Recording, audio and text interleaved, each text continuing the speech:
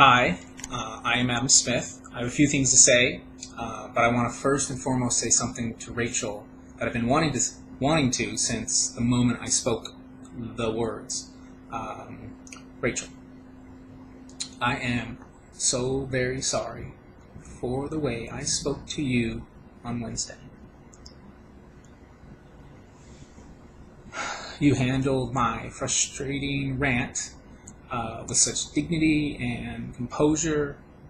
And every time I watch the video, I'm blown away by really the beauty in what you did and your kindness and your patience with me. You should know that I never plan to say the things I said to you that day and how I said them. I plan to peacefully participate in the August 1st YouTube post where Jackson Pierce asked people to simply order a large water to show support for the gay community. But when I got to your window, and after seeing all the people in and outside the restaurant that came to support Chick-fil-A, I lost it. I just lost it. I couldn't believe the number of people that came out to support a corporation that associates themselves with anti-gay groups like the Exodus International and the American Family Association. And how did I lose it? By making you listen to my frustration and disgust. And it wasn't right, and for that I am so sorry. You should be very proud in how you handled the stressful situation. Great job. Wow. As you know, the morning after our drive-through meeting, I came to your store to see how you were doing. I was genuinely concerned for you. I felt so bad for you. But I totally understand why you didn't want to talk. I deserve the silent treatment. When you wouldn't meet, I went to my work to create an apology video, similar to the one I'm making now. And when I walked through the door of my company, I was told by my company to not create a video, don't write an apology, don't speak to anyone. I was told to go radio silent and stay that way until I was told otherwise. I really didn't think that was the professional way to handle the situation. It's not the way I wanted to. But to Vontae's defense, they were pretty panicked when they checked their voicemail and realized that they had 300 voicemails and that was the capacity, and they had tons of hateful emails that were sent to our customers, their customers, and really horrible threats to the employees. It was a very sad and scary scene, so I get that. Later that same day, Thursday, the company decided it was most appropriate to fire me. Rachel, I'm sorry for treating you poorly. Not because I feared losing my job, or even that I actually lost my job. I'm sorry for treating you so inhumanely because I compromised my personal integrity.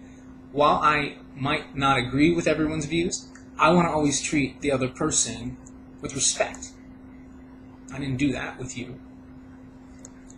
And now that I don't have a job, well, I'm free to make the apology I wanted to make in the first place.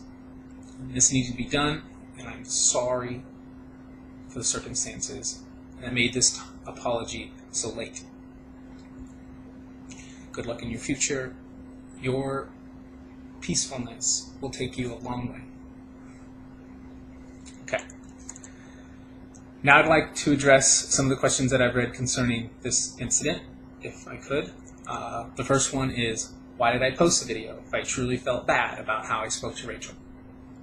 When I first thought about participating in this protest, I was really excited. I felt purpose in standing up against Chick-fil-A's funding of anti-human rights groups. I felt like it was the right thing to do, the human thing to do.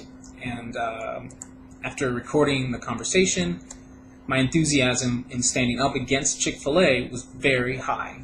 And in that moment, I decided to post the video. For me, and at that moment, the main goal of supporting the gay community outweighed the collateral damage that Rachel became. And I literally just saw Rachel as collateral damage. I and we have to stop rationalizing our destructive actions this way. We have to start seeing people as people We aren't ever going to make social progress by personally attacking people. I'm clearly guilty of this. The degree of reaction my video ended up having took me by surprise, obviously. There was a lot of passion expressed and still is being expressed. Part of me is quite discouraged by the threats made to my family and former coworkers. But another part of me is encouraged. If people can get this passionate about a guy being rude to a girl in a drive-thru, how much more passion can we have for our fellow human beings whose basic rights are being threatened by corporations like Chick-fil-A? How much more passion can we channel toward fighting for equal rights for all people, not just straight ones? All right, second question out of 3. Now, the second question had to do on why I said that I wasn't gay. Okay. No, I'm not in the closet, as many comments suggested, but if I were, I'd be very proud to be. The reason why I said that I wasn't gay was because I wanted to convey that you don't have to be gay to be for gay rights. Just because someone is different than me doesn't mean I can't have empathy on their unique struggles. You don't have to be gay to want to help the gay community. I think that's a stigma, and I'm trying to stop that. Lastly, I've read that people suppose the reason why my personal information is readily available on the internet was because I released this information. That is, nothing could be further from the truth. I never intended for my former employee or employer and the University of Arizona to be associated with my personal activism. I never intended to have my personal and financial information be associated with this video. I have a family, a young family. I would never knowingly put them at risk. They're my first responsibility. I really appreciate you listening to this. Again, I'm sorry for the grief that I've caused. And hopefully we can look towards the big picture of what we're trying to do and get done. Thanks for listening.